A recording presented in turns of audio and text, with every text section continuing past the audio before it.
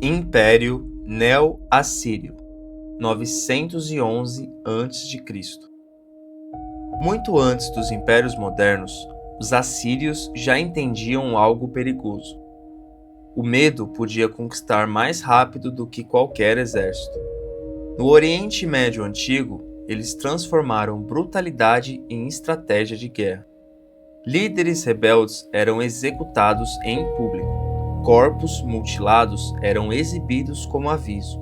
Cidades inteiras se rendiam antes mesmo da batalha começar. Mas os assírios não dominavam apenas pela violência. Populações inteiras eram arrancadas de suas terras e enviadas para regiões distantes. Famílias desapareciam e culturas começaram a se desfazer. Por um tempo, parecia impossível parar o império, até que os povos dominados decidiram revidar. A capital, Nínive, foi destruída e o império desapareceu, mas deixou uma ideia que sobreviveria por séculos. Governar através do terror funciona, até parar de funcionar.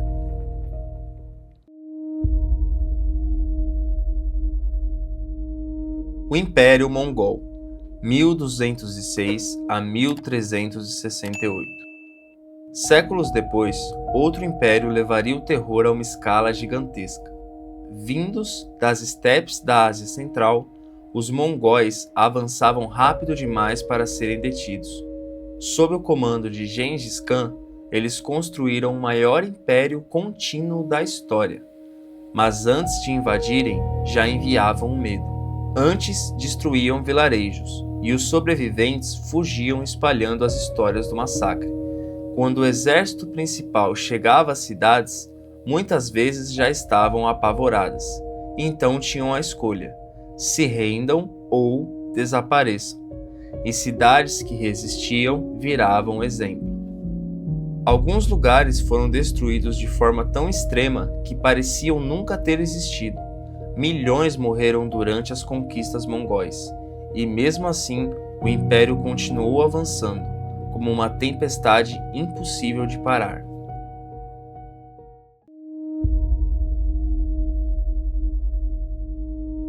O Império Espanhol, século XV ao século XIX. Nem toda a brutalidade acontece de forma imediata. Às vezes, ela acontece lentamente. Quando os espanhóis chegaram às Américas, encontraram civilizações inteiras vivendo ali havia séculos. Mas a conquista trouxe guerras, exploração e doenças. Milhões de indígenas foram forçados a trabalhar em minas e plantações. Muitos morriam de exaustão, fome ou violência. Ao mesmo tempo, doenças vindas da Europa começaram a se espalhar. Varíola, sarampo, gripe, e povos que nunca tinham tido contato com aquelas doenças simplesmente não tinham defesa. Em algumas regiões, mais de 90% da população desapareceu em poucas décadas. Cidades ficaram vazias, idiomas deixaram de existir, culturas inteiras desapareceram. Enquanto ouro e prata cruzavam oceanos, continentes inteiros eram transformados para sempre. Congo de Leopoldo II. No final do século XIX, um dos regimes mais brutais da história surgiu longe dos grandes campos de batalha. O rei Leopoldo II, da Bélgica, assumiu o controle do Congo. Oficialmente, aquilo era uma missão humanitária, mas na prática era um sistema de terror. Com o aumento da demanda mundial por borracha, aldeias inteiras passaram a receber metas impossíveis de cumprir, e quem falhava era punido. Vilarejos eram queimados, moradores executados e mutilações se tornaram símbolo desse regime. Milhões morreram por violência, fome, doenças e trabalho forçado. Enquanto a Europa falava sobre progresso, um massacre acontecia em silêncio. E talvez o mais assustador seja isso. Não era no caos, era com administração.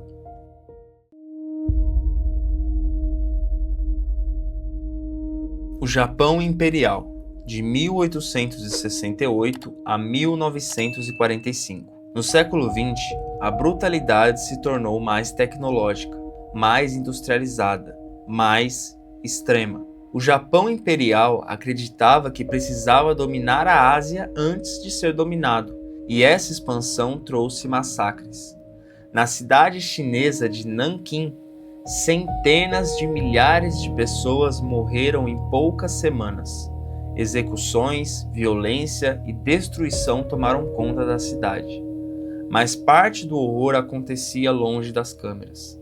A unidade 731 realizava experimentos humanos em prisioneiros vivos. Homens, mulheres e crianças eram usados como cobaias. Ao mesmo tempo, milhões de pessoas nos territórios ocupados eram tratadas como descartáveis. A guerra deixava de ser apenas uma disputa por território. Ela tinha se tornado uma desumanização completa.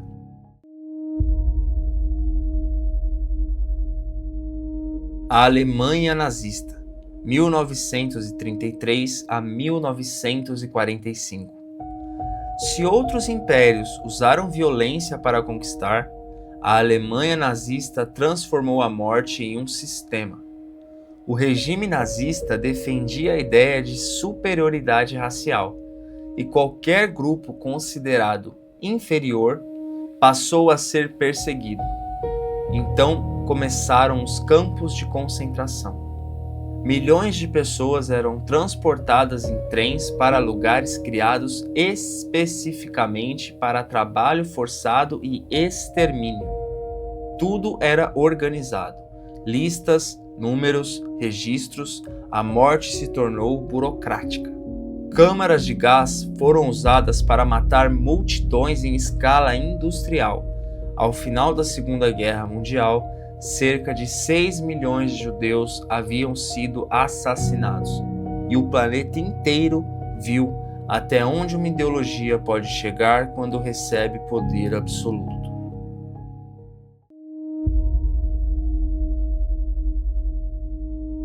O regime Khmer Rouge. Em 1975, Khmer Rouge tomou o poder no Camboja, prometendo criar uma sociedade perfeita. Não haveria classes, dinheiro e nem problemas do passado. E então, cidades inteiras foram esvaziadas à força. Milhões de pessoas foram enviadas para campos de trabalho. Intelectuais, professores e médicos passaram a ser perseguidos. Até usar óculos podia ser considerado suspeito.